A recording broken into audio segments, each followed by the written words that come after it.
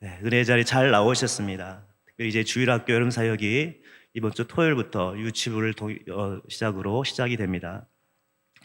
저는 특별히 우리 어린 아이들 사랑부, 유치부, 또 영아부를 대표해서 정말 여러분 관심과 또 기도를 부탁드리고 또 그것에 대해서 말씀을 전하기 위해서 나왔습니다. 영아부는 이제 신생아에서 4살까지, 유치부는 5살에서 7살까지 미취학 아이들, 그리고 우리 사랑부는 덩치는 크지만 그 정신 연령 어린아이와 같은 우리 장애 아이들로 구성되어 있습니다. 여러분 한번 이들이 드리는 주일 예배 한번 와보신 적이 있습니까? 한 예로 지난 주일에 제가 영아부 예배 제가 담당하는데 1층 예배실로 어제 시간이 돼서 내려갔더니 벌써 내려가자마자 통로에서부터 이렇게 한 그 연년생 형제가 뭐가 이렇게 불만인지 막 울어 제끼는데 그 소리가 엄청나게 그냥 교회가 떠나듯이 이렇게 울고 있는 거예요. 그래서 왜 무슨 이유인가 봤더니 엄마가 그냥 녹초가 돼가지고 아이들을 이렇게 케어 잘 못해가지고 되어 있고 선생님은 뭐 장난감, 뭐 간식을 줘도 아이들이 막무가내로 이제 울어 제끼니까 이 막 정신이 없는 그런 상태가 되었습니다. 코로나로 인해서 몇 달 동안 나오지 못했습니다.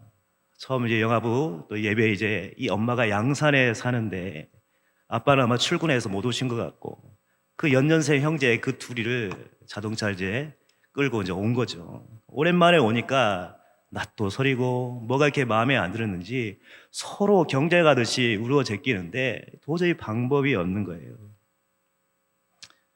엄마는 이미 녹초가 돼 있고 선생님들이 아무리 달래도 안 되고 그럴 때 어떻게 해야 되겠습니까?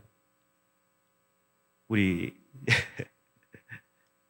그냥 울다 칠 때까지 놔둬야지 어떻게 됩니까?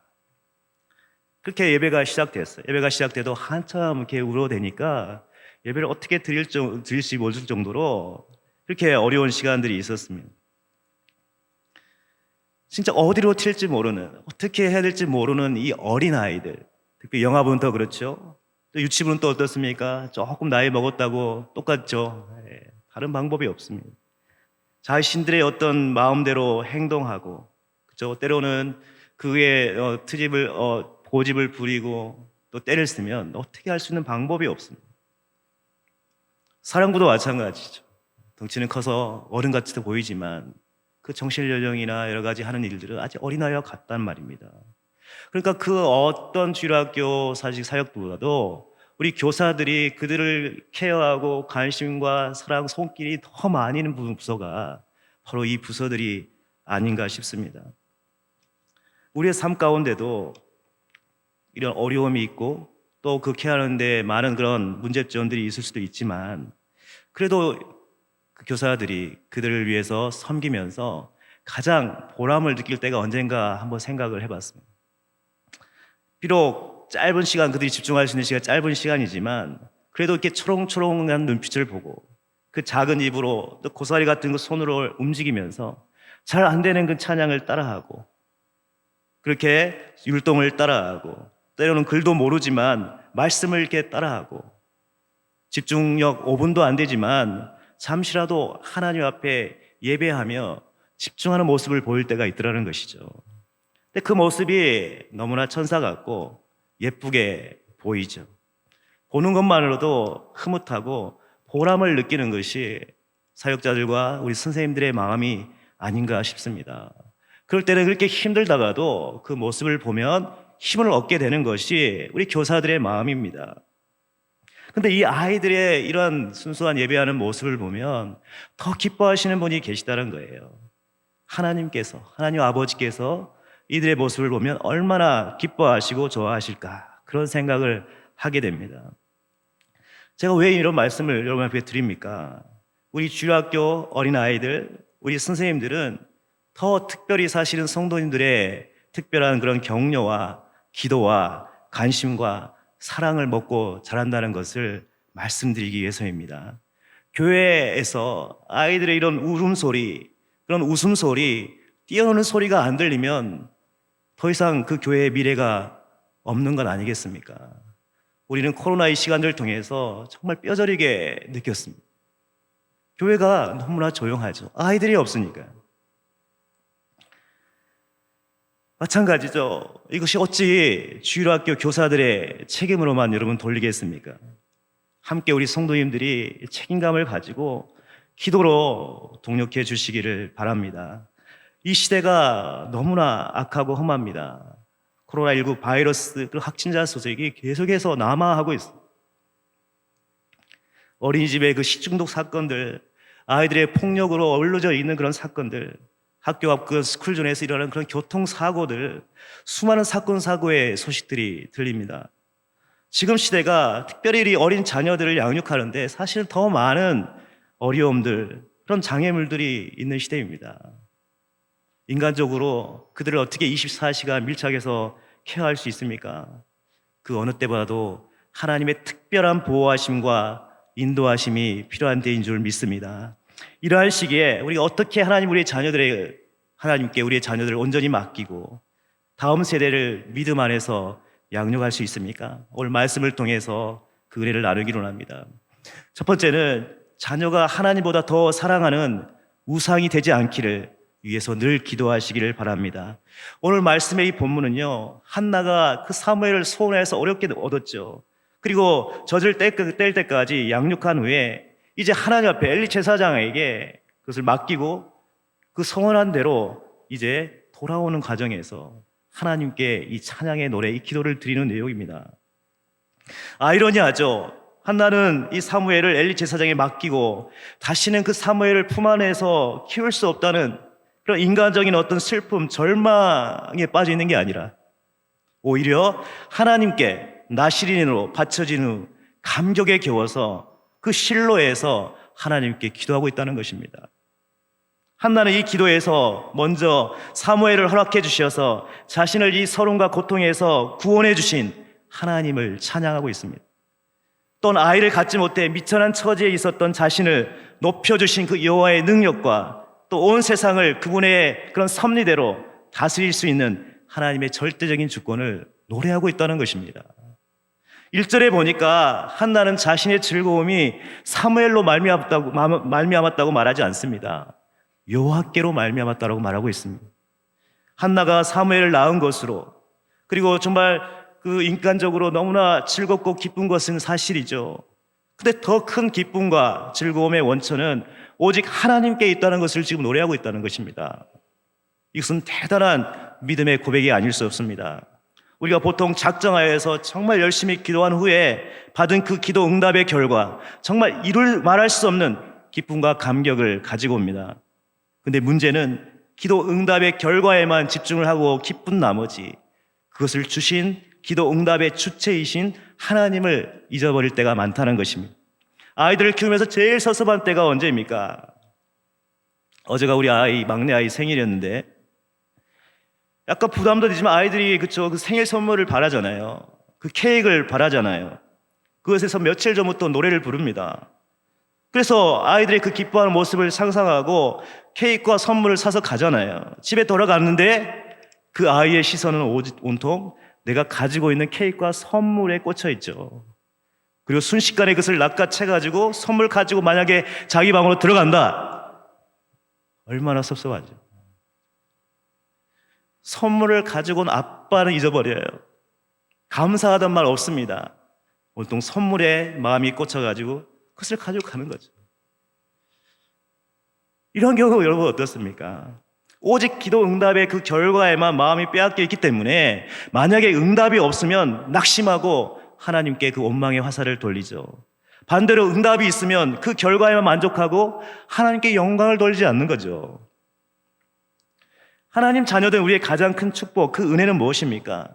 기도 응답과 상관없이 그것을 주관하시는 그 하나님 자체에 초점을 맞추고 그분과의 그런 친밀한 교제가 우리에게 필요한 줄 믿습니다.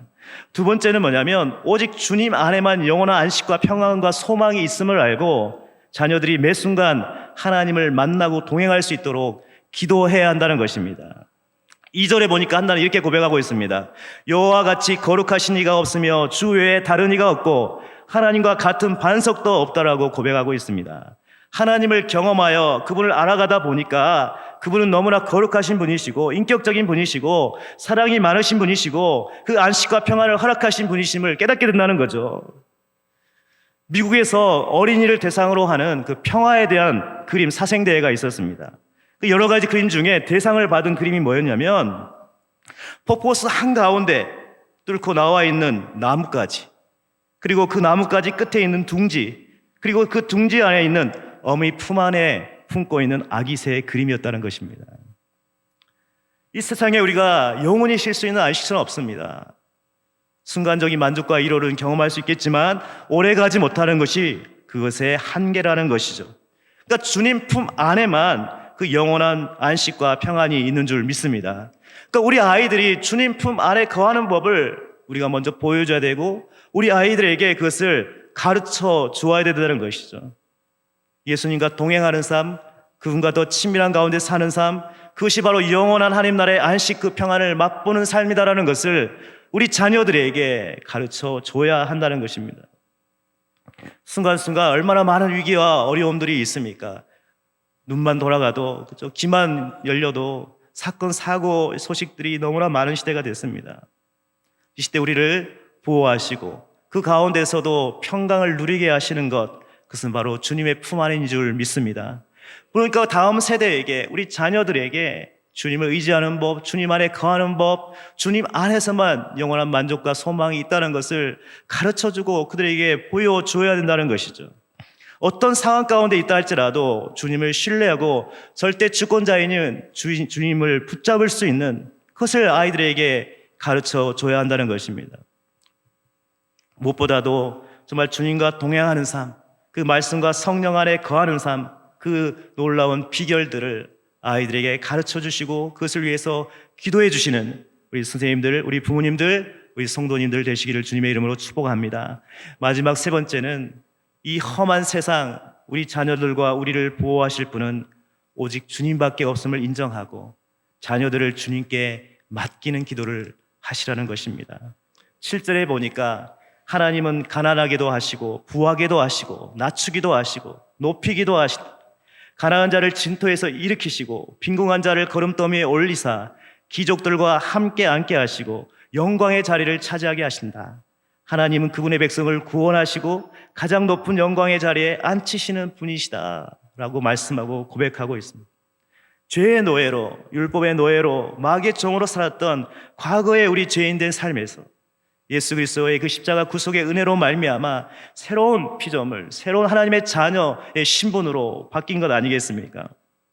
그러니까 이 어려운 시기 가운데 이 어린 아이들이지만 우리 자녀들에게, 우리 주일학교 다음 세대에게 가르쳐야 될 것은 세상의 어떤 처세술이 아니라 복음만이, 하나님의 말씀만이 너희를 살리고 너희를 세울 수 있다라는 것, 어제 담임 목사님 말씀하신 것처럼 본질을 붙잡는 삶으로 돌아가야 한다는 것이죠. 그것이 바로 우리 인생의 길 가운데 살 길이라는 것을 어렸을 때부터 우리 아이들에게 가르쳐 주어야 한다는 것입니다.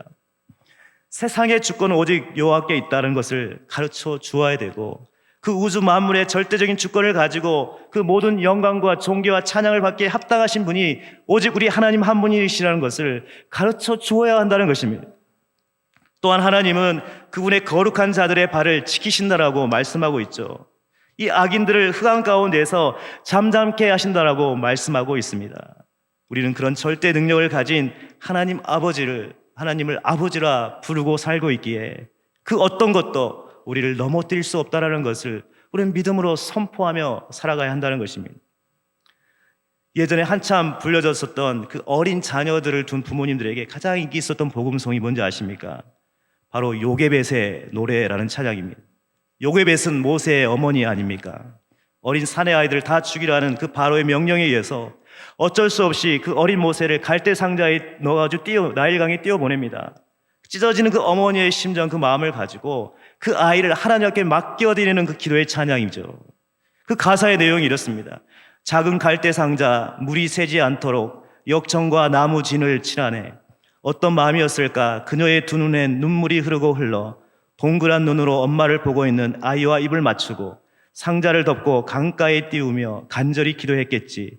정처 없이 강물에 흔들흔들 흘러내려가는 그 상자를 보며 눈을 감아도 보이는 아이와 눈을 맞추며 주저앉아 눈물을 흘렸겠지. 너의 삶의 참 주인, 너의 참 부모이신 하나님, 그 손에 너의 삶을 맡긴다. 너의 삶의 참 주인, 너를 이끄시는 주 하나님, 그 손에 너의 삶을 드린다. 그가 널 구원하시리, 그가 널 이끄시리, 그가 널 사용하시리, 그가 너를 인도하시리. 그렇습니다. 지금 시대가 강가에 어린아이들 내놓는 것 같은 그런 시대입니다. 우리 자녀들을 키우면서 학교에 보내고 어린이집에 보내고 직장에 보내고 세상에 보내면서 물가에 내놓는 어린아이처럼 혹시 불안하고 염려가 되지 않습니까? 아이들을 키우면서 아침마다 아이들을 세상에 파송하면서 특히 우리 주일학교 아이들을 위해서 여러분 이렇게 기도해 주시길 바랍니다. 너의 삶의 참주인, 너의 참 부모이신 하나님, 그 손에 너의 삶을 맡긴다. 너의 삶의 참주인, 너를 이끄시는 주 하나님, 그 손에 너의 삶을 드린다. 그가 널 구원하시리, 그가 널 이끄시리라, 그가 널 사용하시리, 그가 너를 인도하시리. 오늘 여러분 기도하실 때 우리 자녀손들을 위해서, 우리 다음 세대 우리 주일학교 아이들을 위해서 하나님 그들의 삶을 주의 손에 맡깁니다. 주님이 그의 삶을 책임지시고 인도하여 주시고 이 험한 세상에 소금과 빛이 되어져서 하나님의 그 거룩한 사명을 감당함으로 말미암아 하나님께 영광 돌리는 그 전능자의 손에서 하나님 앞에 함께 동행하는 그런 승리의 삶을 살게 하여 주시옵소서. 이렇게 축복하면서 기도할 수 있는 시간 되시기를 주님의 이름으로 축복합니다. 오늘 우리 기도의 제목을 가지고 우리 특별히 우리 주일학교 다음 세대 여러분 자녀손들을 위해서 이 시간 함께 우리 주여 한번 부르짖고 기도하다가 돌아오도록 하겠습니다. 우리 주여 한번 부르짖습니다. 주여! 하나님 아버지 감사와 찬양과 영광을 올려드립니다. 오늘 말씀처럼 우리가 하나님 아버지 무엇을 붙잡아야 될지 다시 아버지 시간 깨닫게 하시고 결단하게 하시고 아버지 우리의 정자의 그늘 아래 하나님을 머물게 하시고 우리 자녀들 우리의 삶을 주 앞에 온전히 맡겨드리는 믿음의 세대가 되게 하여 주옵소서. 특히 우리 주일학교 여름 사역을 시작하면서 하나님 우리가 무엇을 의지하고 무엇을 바라봐야 되고 무엇을 위해 기도해야 될지 이 시간 하나님 다시 우리가 깨닫게 하시고 우리 안에 하나님 말씀하여 주시옵소서. 하나님 이 시대 가운데 세대가 너무 악하고 험합니다. 하나님이 노동자가 지켜주지 아니하시고 함께하지 아니하시며